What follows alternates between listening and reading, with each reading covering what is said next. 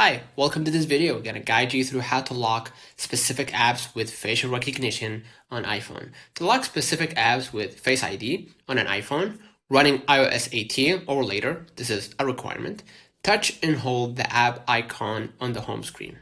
So I'm gonna hold Bybit, for example, and as you can see, you will be seeing require Face ID option.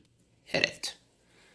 Requiring Face ID means that no one will be able to access this app, for example, Bybit, without identifying your face or knowing your passcode. So make sure your passcode is uptight so no one will access without your permission. So hit require Face ID and confirm.